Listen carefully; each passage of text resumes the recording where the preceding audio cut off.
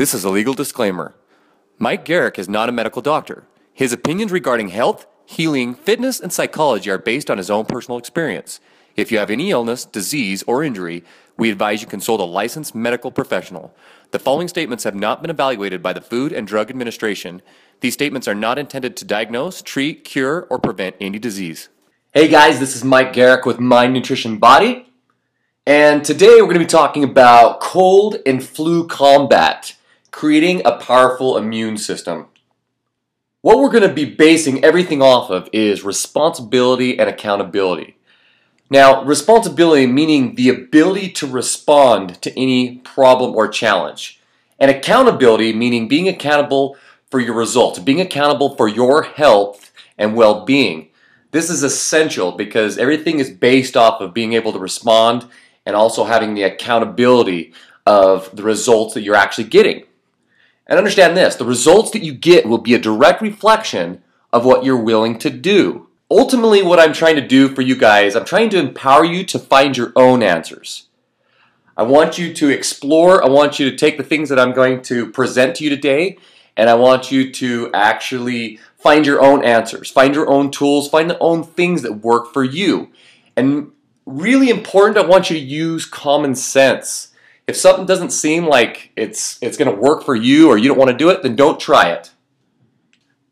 So we're going to be talking about tools. And most everything that I talk about, I like to use the metaphor of tools. And meaning that a tool is just something that you can pick up and use, or you can just choose not to use it. And if you look at these pictures here, these two different toolboxes, the one on the left is well organized, and the one on the right is completely disorganized and messy. And in life, we want to have a nice, organized toolbox, a box of tools that we can use in any circumstance. Now, a tool is also like a guitar. I'm going to talk about the guitar metaphor, meaning that if you spent a lot of time learning how to play the guitar, you could even watch endless YouTube videos, and you could even go to seminars, and you could learn how to play the guitar. But if you never actually play the guitar, right, then you're never going to actually truly know how to play the guitar, right? It's the knowing versus doing distinction. We as humans know a lot, but sometimes we don't do a lot, and that is the biggest and greatest distinction. So, ultimately I want to talk about what we can do to prevent colds and flus, but also what we can do to fight colds and flus once we catch them.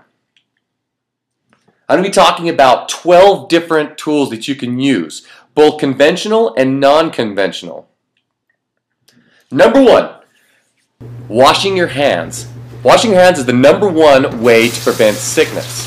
Everybody knows this is common sense, but how often do we actually do this? For example, you go shopping at Walmart or any other big store and you're touching the carts, you're touching everything else, and everybody else is touching that they're getting sick.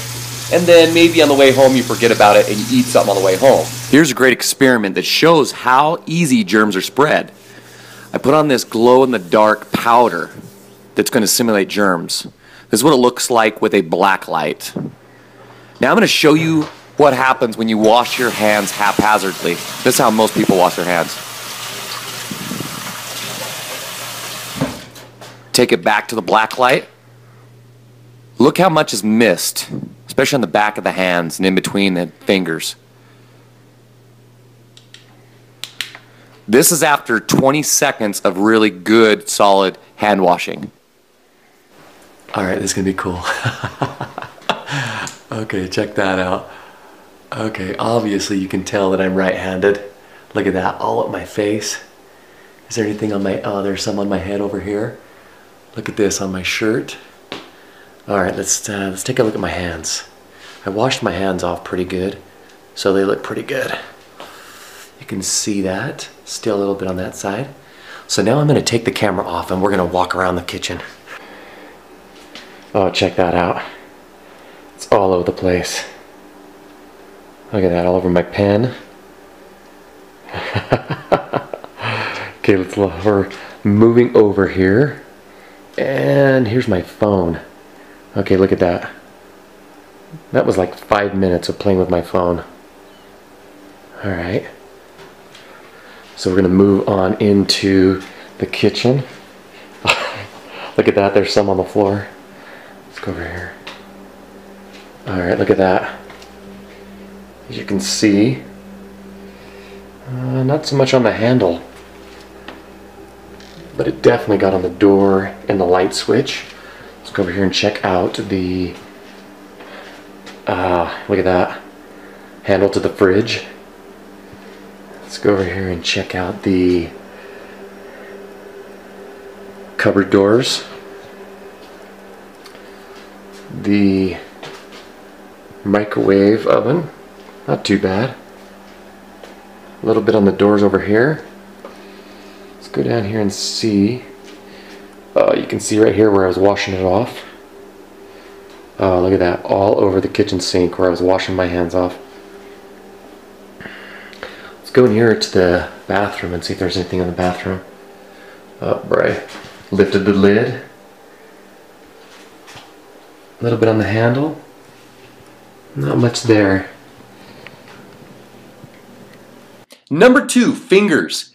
Keep your fingers out of your eyes, nose, mouth, and face. This is something we do subconsciously. We're always touching our face, and sometimes those fingers find their way into our mouth, our nose, and our eyes. And this is a way that the bacteria and viruses find into our bodies. So obviously you want to wash your hands first, but then you also want to keep your hands and fingers out of these areas that can be transferring these bacteria and viruses into your body. Number 3, surfaces. Keep surfaces clean. We're talking things like clean your pens, doorknobs, light switches, phones, computers, keys, steering wheels, and other hard surfaces that you touch a lot. I don't know the exact number, but I read one time on how much dirtier our phones and computers are than the toilet seats. This is ridiculous. So, this is obvious. We're carrying our phones around, we're touching things, we're touching our phone, we're touching other things, we're touching our phone. And how often do we actually wipe down and clean our phones or computers, laptops? This is really important to keep these surfaces clean to protect ourselves from spreading these diseases. Number 4, sick people. Stay away from sick people, right? Not only do you want to stay away from sick people, but you also want to make sure that if you're sick, but you also want to make sure that if you're sick, you're staying away from other people so you're not getting them sick as well. Number 5, hydration. Make sure you stay hydrated. This is another one that we all know. We all know this. This is essential for health in general, but when you get sick, it's even more important. We need to drink purified water, juices, and herbal teas. Remember, our body is 70% water, and even minor dehydration affects our performance.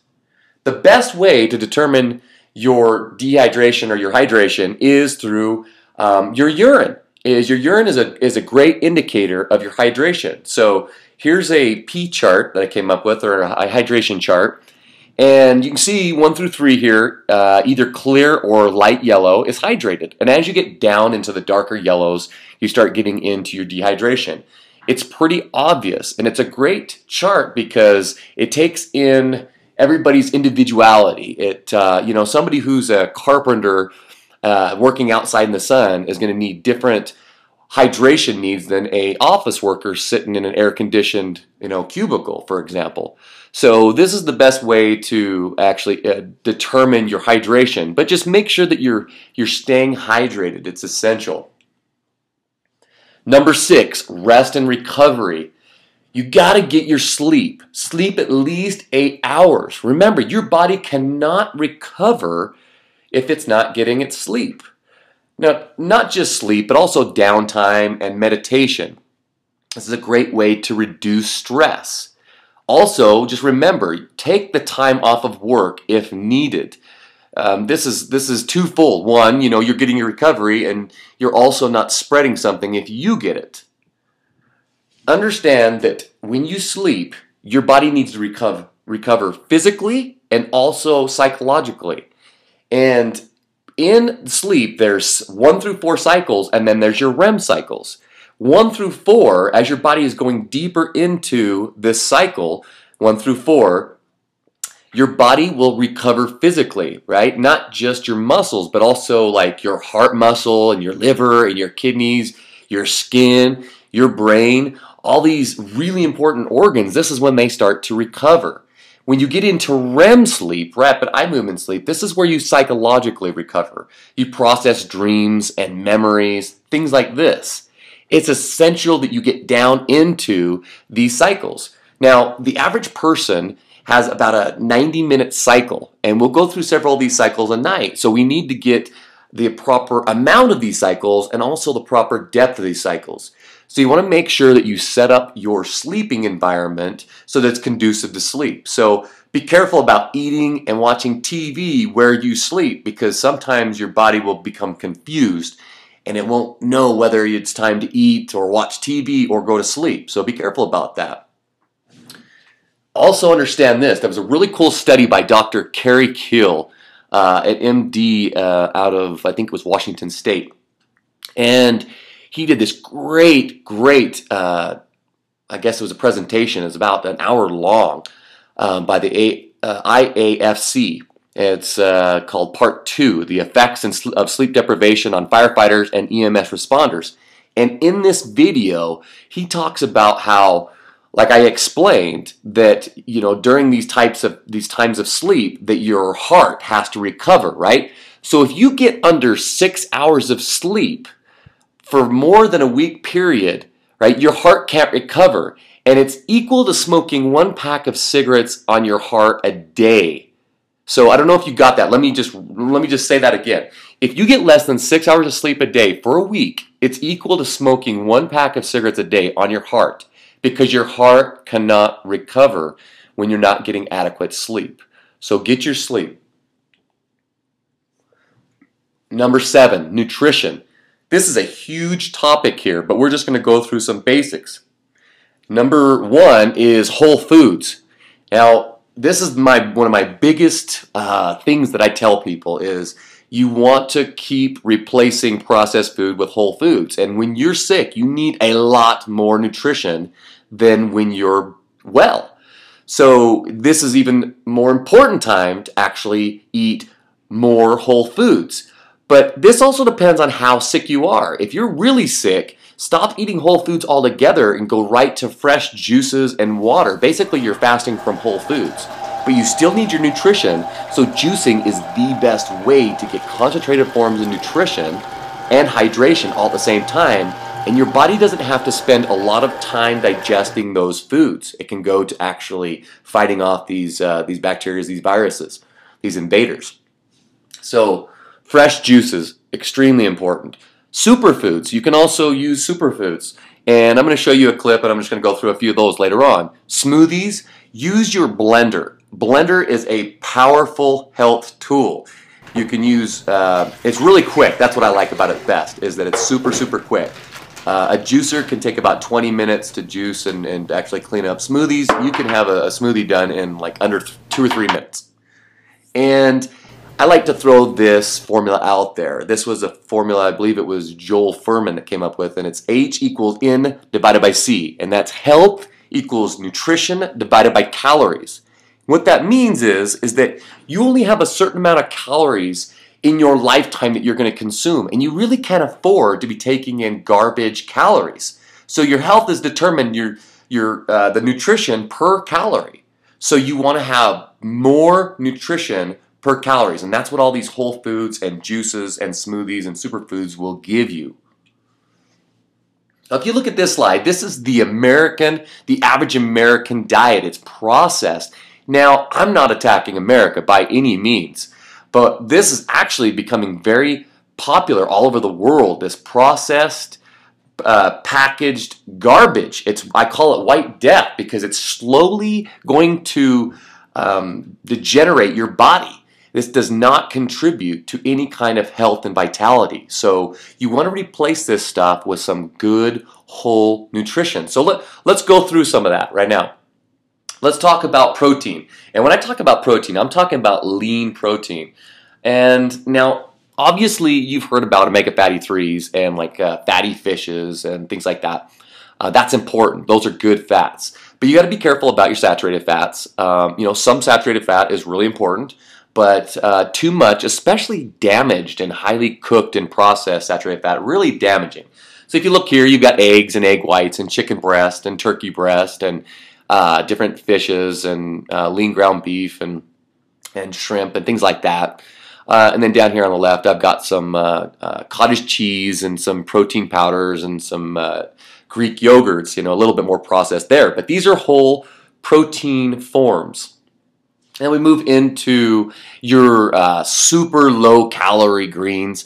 You got spinach and celery and all of your leafy greens like your romaine and your green leaf lettuces, cucumbers and stuff like that. You could eat as much of this if you wanted. In fact, spinach is so powerful. I'm going to throw a little clip in on how to make a great spinach shake. It's my pre and post workout shake that I eat. This, you can get so much nutrition just off of spinach alone, and it's so cheap. Go to Costco and you can get a huge bag for like just over $4. Like it's almost like 2.5 pounds. It's ridiculous how much nutrition you can get in with spinach, and it actually tastes good. Moving on to these other great vegetables that are a little bit more calorie dense, but look at all these colors. They're just loaded with what's called phytochemicals. These are plant chemicals that are extremely important for our health. They help fight off cancer and all kinds of illnesses and help prevent degenerative diseases. These are phenomenal. So eat as much of this stuff as you can. Learn how. A lot of people, they keep trying to eat the same thing over and over again, like broccoli. You know what? You may never get to the point where you like broccoli. You may like peas instead if you're like me. So you find the things that you like and find, YouTube is loaded with all these videos, and including my YouTube channel. But there's unlimited ways to cook and prepare these vegetables out there. So find it and get these into your system. We move into the fruits. I'm going to start a little bit with the higher glycemic index fruits. These are the simple sugars. These give you the quick energy. We got watermelon and oranges and dates and bananas and grapes. And these are great for little snacks and when you need pick-me-up. We move into a little bit lower glycemic index fruits like apples and grapefruits and blueberries and strawberries, and once again, these are loaded and with look at that color. I mean, the color speaks for itself. That's where all the power is. But you've got your hydration and your nutrition all in one. It's the original fast food. It's so easy to take this stuff with you in little baggies. Let's move into the legumes, grains, roots, tubers. These are your complex carbs. These are your lasting energy. They break down slow. They give you lots of energy. They make you feel full and satisfied. We've got our beans up here, our legumes, and our squashes in the middle. Oh my, squashes, you learn how to make those, and they're cheap, and you can grow them, and people give them to you. They're phenomenal. They're loaded with nutrients. And good fats. Now, this is really huge right now. Inflammation. And inflammation, one of the causes of inflammation is these bad fats. These processed fats that are in processed food, and also like vegetable oils. Really, the only two oils that I recommend are extra virgin olive oil and extra virgin coconut oil. These are very minimally processed and usually don't have any heat added to them. So they're actually a decent fat. And one of the things you need to understand is that you need to reduce or eliminate these bad fats and then start eating the good fats. You can't just eat the good fats. You got to start eliminating the bad fats too that are causing the inflammation. It's like sticking your finger in a candle and then taking some ibuprofen because your finger hurts. First you got to pull your finger out of the candle. Then you need to start working on healing that finger. So that's what I'm talking about. Raw nuts. Rotate through these different nuts, buy, a bag of almonds and put them in little baggies. And then, next time get cashews or you could get a couple of different ones if you're like me, you like variety. But they're all superfoods and they all have their benefits. And they're just slightly different. We have olives here. Also, 3 biggies are chia, flaxseed, and hemp. These three are loaded with your omega-3s. And your hemp seed you can actually eat directly. You don't even have to blend it up or anything. You can just sprinkle it on stuff. The flaxseed and the chia seed, it's better if you throw it in a coffee grinder and then you mix it up and you can put it on stuff. You can also use fish oils, but I really don't recommend any type of fish oil supplement just because these oils are very volatile, and when they're sitting on the shelves, they go rancid really quick. So I advise that you actually get your omega fatty acids from your raw nuts, your fishes, and your actual fishes cooked up, and your flax and hemp and chia and some of the other seeds. So that's my recommendation with your good fats. I also have a video on how to make like a combination of omega fatty acid seeds, and I call it my omega fatty mix. You can check this out here if you'd like. Superfoods. So superfoods is just kind of a catch-all term for any type of food that is super high in nutrition and relatively low in calories. And there's a lot of them. So juicing and blending, that's really one of my favorite go-to because we all have access to the produce section and it's really easy to juice and blend. Like I said, spinach is one of your all-time best sources for high nutrition. You also have honey, raw honey in its very unrefined state. Spirulina or your green-celled algae, they're phenomenal. Up here I've got spices. All your spices and herbs, they're all superfoods unto themselves, right? They are phenomenal, and when you learn how to cook with spices, it's a whole new world.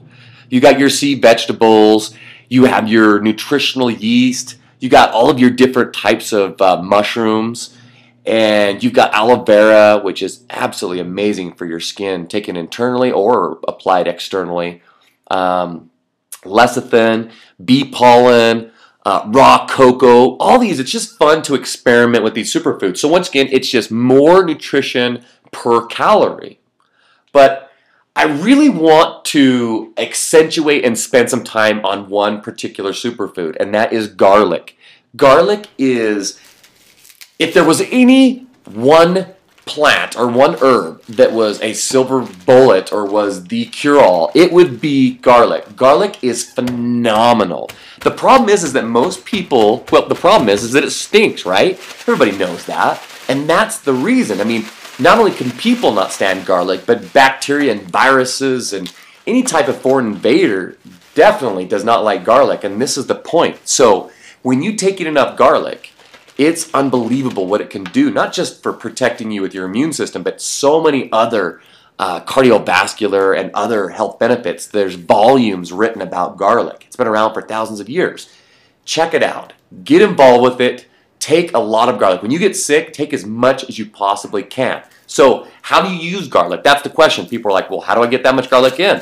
You need at least 2 to 3 cloves per serving, right? You need at least 2 to 3 cloves to have any kind of effect, right, on anything. So how do you get that in? Well, think about that. Look at these other superfoods to the right. We have hot peppers, cilantro, onions, and tomatoes. What does that look like? That's right, that's salsa. And what's crazy is all these other types of, your peppers, your cilantro, your onions, and your tomatoes, they are also superfoods as well, and they also protect your immune system. So guess what? I have a theory. When you start feeling like something's coming on, or even if you have something, then eat a few pounds of salsa. Yeah, that's right. You heard me. A few pounds. It's not that hard to eat a few pounds of salsa, even if you got to eat a bunch of chips with it. It's unbelievable what it does, how good this stuff is for your body. So get that garlic in. Number 8, air. Fresh air daily. When we get sick, we really don't want to do anything, and we get cooped up and locked up in our houses, and we don't want to get out. It's essential that we get out and we get fresh air daily. Get out and move. Get out and get some of that fresh air. You can also air detox. So you take one of those, I believe it's called an air atomizer. You can add essential oils to them, and it puts it into the air. So it puts these essential oils into the air, and some of these oils are really good. They're antimicrobial, so they're really good for protecting. So when people are sneezing and coughing in the air, and these little globules of or these little droplets, I guess you can call them, are suspended in the air, right? These essential oils can attack that and get to it and take care of it before you breathe it in. So some of the essential oils are your citrus, like lemon and lime and grapefruit, but it's also eucalyptus and I believe cinnamon. Cinnamon might be a little too hardcore, but it still works well. But especially the citrus and the eucalyptus, and that blend actually is a really great blend that you can put in those. I believe it's called an atomizer. Also, crack a window. I've been doing this for about 10 years, and I heard somebody talk about it a long time ago, a doctor talk about it. And, we're inside, we're locked up inside, and we're breathing this air, this recirculated air, and we need to have fresh air. So crack your window and make sure that no matter what time of year it is, you're getting fresh air from the outside. Number 9, movement and circulation. Now, we know this. We know that exercise amplifies all of our body functions. It increases oxygen. It increases organ function dramatically, up to 7 times. It increases our positive psychology. There's a bunch of studies out there that say that exercise is as effective as Prozac as an antidepressant. And I believe that. I've been using that for years. It also enhances our elimination, which is something we're talking about. It enhances our immune system. I mean, look at all these benefits of just getting out and moving your body. I'm not talking about hardcore. I'm talking about getting out and walking around the block, getting your blood moving. So it also, use common sense. It depends on how sick you are. If you're really sick, well, of course you're not going to go to the gym, right? But if you just got a sniffle or a cough or whatever, get out there and get moving and get these benefits that are associated with movement and circulation. You can also use ginger and cayenne. Both of these herbs, these spices, right, they are responsible for helping to promote circulation within the body. Ginger is phenomenal. It's probably one of the best ones to drink, let's say, at night. Cayenne or any of the hot peppers can be done a little bit more earlier. It's a lot more of a stimulant. It's a lot more powerful. So remember I told you about a salsa, is that is the best way to incorporate hot peppers and all those other superfoods into your diet. But you can also just take this as a powder or a tincture straight. Number 10, attitude.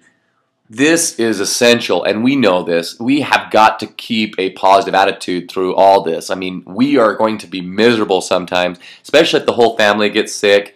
But take this time as an opportunity to really do some self-reflection. We want to avoid negativity. Negativity decreases your immune system, and positivity actually increases your immune system. Laugh and tell jokes. I mean, tell all those stupid, cheesy jokes that you know. We also know that laughter is a very powerful immune stimulant. Watch funny and good movies. This is one of my favorites because there's a lot of good movies. Create a list of your favorite ones that make you feel great after you're done watching them, and watch a couple back to back while you're doing all this work on yourself, while you're juicing and you're getting in the garlic and the salsa and you're doing all this work. Watch some funny, good movies. Another good way to stimulate your immune system is to reflect on who you love. This is so powerful. This is a gratitude exercise. Reflect on who you love and who loves you. This is a really neat exercise. And next time you're stuck in a really negative, bad state, I dare you to sit down and write out 100 things that you're grateful for. And if you can stay in that negative state, it's beyond me. And reduce your stress. Stress reduction is one of the most powerful ways to increase your immune system. High stress will kill your immune system, and everybody knows that stress kills. Now, stress, there's 2 forms of stress. There's actual physical stress, which we talk about with nutrition and exercise, ways to deal with that. But there's also perceived stress, which is when we put the stress on ourselves psychologically, and this is the majority of the stress that we experience. So we need to work from both angles. We need to understand that we need to feed our body, exercise our body, but we also need to become a lot more mentally tough and learn how to reduce that stress in general. Number 11, elimination. Now, what is your urine output and your bowel movements, right? Have you peed today? Have you had a bowel movement? Have you pooped? This is important. Nobody really wants to talk about this, but this is essential. It is essential. I cannot stress how important this is. That this is one of the first things that shuts down when we get sick. Now, I have a question for you. Who is more important, your doctor or your garbage man? I want you to think about that for a second. Now, I'm not bashing doctors. I love doctors. But understand, if you started putting your garbage outside and you kept putting it out and the garbage man did not come and it just piled up and piled up, what would happen? Pretty soon the flies and the disease would start to build. And then what would happen? You would bring you would bring the mice and the rats, and these varmints, these vermin would actually eventually find their way into your house, and they would start spreading that disease inside, right? And that pile would get so huge that no matter how much bleach you put on it or how much, theoretical, metaphorical antibiotics you put on it, it wouldn't matter because you'd still have that garbage there. Well, this is what we're talking about. If you don't clean your bowels out, if you're not urinating, these are your two major elimination channels. How can your body get rid of all the other junk that's floating around, that's damaging and that's preventing us from getting well? It can't. So make sure that you are peeing and that you're pooping. Number 12, we're going to end up with this one that's called hydrotherapy. And there's two parts to this. It's hot and cold showers and also hot baths or hydrotherapy baths. So real quick, just talking about the hot and cold showers. Now, the hot and cold showers are done. You get in the shower. It's pretty self-explanatory. You get in the shower, and I like to start with warm, and you do that for about 15 seconds, a minimum of 15 seconds. And then after 15 seconds, you switch over to cold for 15 seconds. Now, you do that just back and forth. Now, I'm telling you right now, this is going to force you to deep breathe. And what this does is when you have the hot water beating down on you, that brings circulation to the surface of the skin.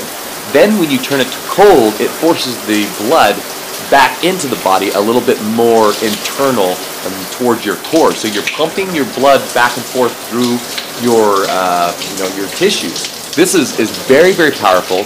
Obviously, if you have a bad heart or some other condition, start off with warm and cool. Don't be stupid about it. Use common sense, like we said.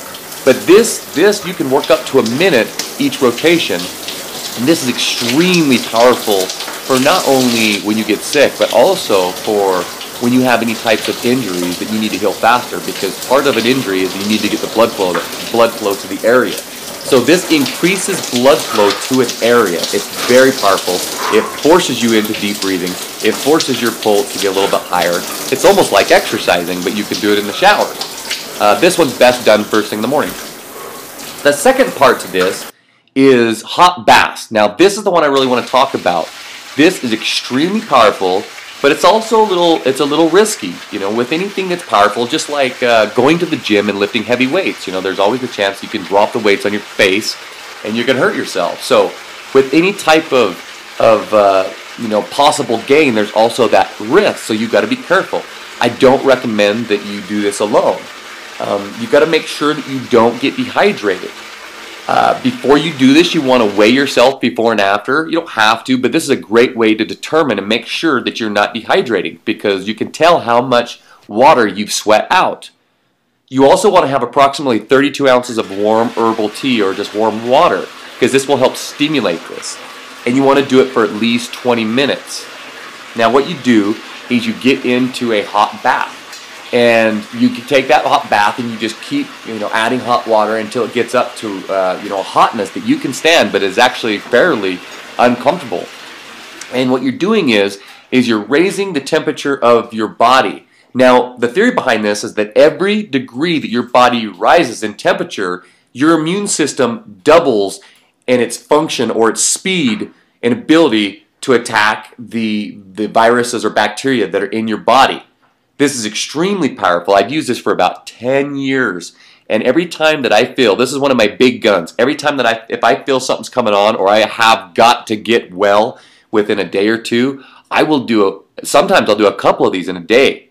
But understand that two things. One, when you get extremely hot, your blood vessels dilate, which can drop your blood pressure. And two, when you sweat heavily, right, not only can you flush out electrolytes, but you really flush out a lot of water. This is why it's so important to stay hydrated, right? You do not want to be dehydrated while doing this.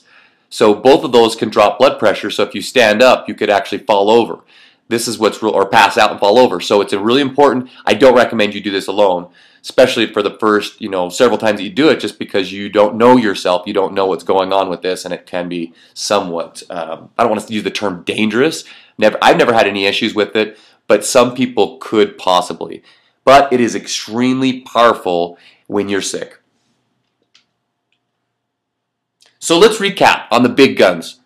Wash your hands and clean surfaces. Stay hydrated. Get your sleep. Whatever it takes, make sure you get your sleep. Eat whole foods and get juicing. And eat as much raw garlic as possible. So make sure that you get moving, stay positive, make sure your bowels are moving, and use hydrotherapy baths. Next time you're sick or feel like you might be getting sick, test out the cold and flu combat tools for yourself and find out what works for you. Till next time, I'm Mike Garrick, helping you think, eat, and move with a purpose. Welcome to the